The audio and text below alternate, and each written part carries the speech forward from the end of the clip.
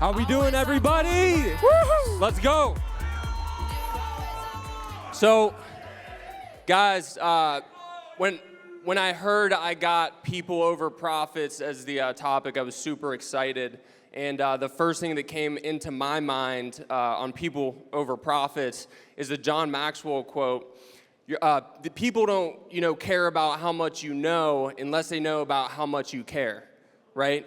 So for myself, I've been in the business for 6 months here, previously in insurance for the last 6 years, came from a company where it's numbers first, people second. I saw family first, talked to Jay Maska, and it just all made sense. So now we're here and excited to be with you guys today. So first things first, I think in this business, people get it wrong.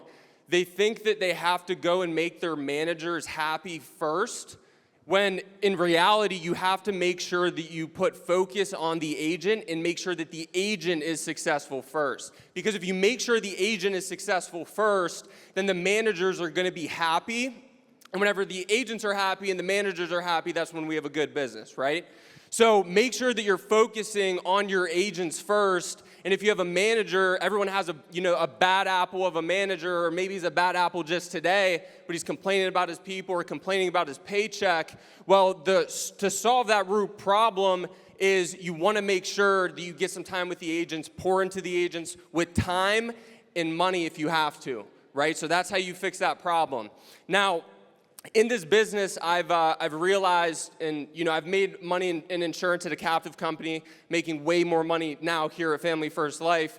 But after a certain amount of money, you don't get as excited. It's a repetitive business, right?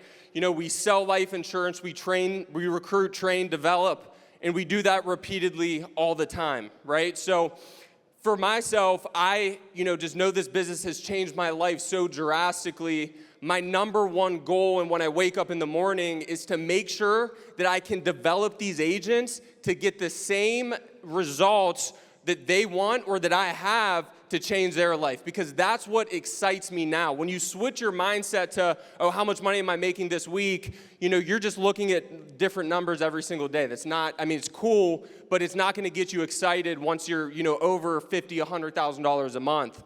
But if you look at, my people, how can I make my people money? That's when your business is going to absolutely multiply, right? So for myself, whenever we started about 5 months ago, I came over by myself from my captive agency, and I knew the number one thing that I was going to do to beat everybody else was I was going to be willing to give up more than anybody else. So the first 3-4 months of my business, I remember I made 20, 30, and 50. At the end of the third month, I'd asked my fiance for $500 to help pay the rest of the rent for the month, because I invested every single dollar that I had back into my business, because I knew if I wanted to make $100,000 a month, if I wanted to make $50,000 a month, then I was going to have to put everything in on the front end. One thing that, I feel like when you come into this business, if you're brand new out in the crowd, start now, go all in now at the beginning of your career, because the compound interest from the beginning of your career is going to absolutely change the trajectory of your lifestyle. The last thing I would ever want to, take to my grave, or, let's say I fail out of the business, whatever, I'm okay if that happens, if I did every single thing that I possibly could for myself and my people. So, I think when you're talking about people over profits, it's super, super important to make sure that you're spending time with your people and make sure that you're spending your money investing into your people. I like to look at every single brand new agent, whether they're 50, 20, whatever, big, short, tall, it doesn't matter. I put a 10 on the top of their head, because if I put a 5 on the top of their head, they're going to produce 5 results. If I put a 10 on top of their head, they're going to produce 10 results, or at least have the ability to believe that they can produce those results. Your job as a leader is to be a dealer of hope for your people. You have to inspire your people and be a dealer of hope. Make sure that you're telling them, giving them the tools they need to be successful, but most importantly, letting them know that you believe in them and you believe in their vision, whatever that might be. But thank you, guys. Awesome. Thank you, John. All right. So before I get into my topic, I want to start like this. So do me a favor, guys. Stand up if you want to build something massive here. If you want to build a massive business here at Family First Life. Okay, so like literally everybody. Okay, so I was the same, you guys can say it. I was the same exact way, right? When I started this business about a year and a half ago, I was the same exact way. And last September, my team paid, I think, $30,000. It was literally just me and one other person. This September, we're in week 3 IP, I believe, right now. Week 3 IP, we're at $400,000. We're on pace for $500,000. Now, that's the profit, right?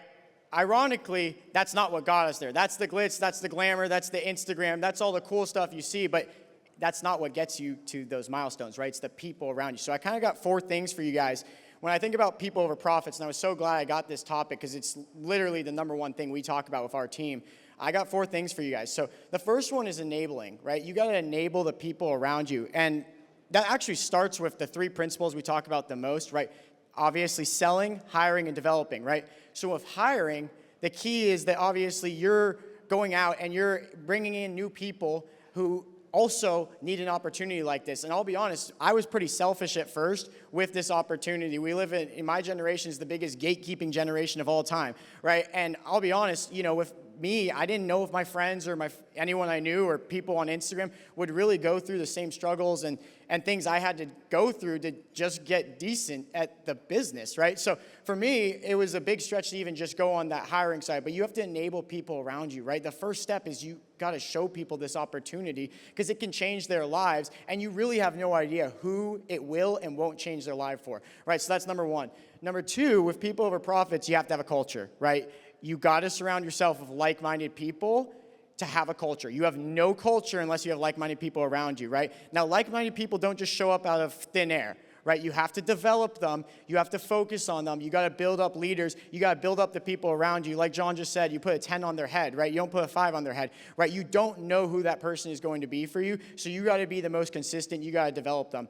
The third thing is investing, right? This should be a no-brainer, right? So when you think about investing, there's kind of 3 things I think about the most of investing. 1, super easy, right? At our team size, at any team size, you really should get an office as quick as you can, right? We have 2 offices. We just opened one in LA. We have another one in Boca. We'll have a 3rd one by the end of the year in LA, right? You got to have an office because an office is going to ultimately be a place where your people can plug and play into, and they can buy off and they can feed off your culture that you're already establishing. They get to see, you know, if you're a $70K a month producer, right, they get to see firsthand. Zoom doesn't always cut it. I'm going to be honest. It doesn't always cut it. They got to see you do that 70,000 in person with you, and it's going to change their life. They can see, you know, every rejection, right? I think that's honestly one of the biggest keys. If you want new agents, if you want, you know, if you're focusing on your people, right, you got to get new agents paid, right? New agents see you getting rejection day in, day out, and you still persevere no matter what. I mean, ultimately, that's going to dictate a lot of new agent success and their inspiration levels that they're going to have from you as a leader, right? So offices are extremely important because they get to see the day-in lifestyle habits, right? They get to see you going to the gym in the morning. They get to see you doing all of that. So all the external stuff, right? That's super, super important. Now, the 4th one, which is by far the most important, is legacy, right? So the money's going to get good, right? I promise you, it gets good as a personal producer. It gets even better as a builder, right? The money is going to get good. Let's just say you're making $100,000 a month. No one in this room really needs $100,000 a month to, you know, have a decent lifestyle. You just don't, right? Now, some people get selfish at this point in time, right? They take more time off. They spend less time. They want everyone else to kind of do the work for them. This is where you double down, right?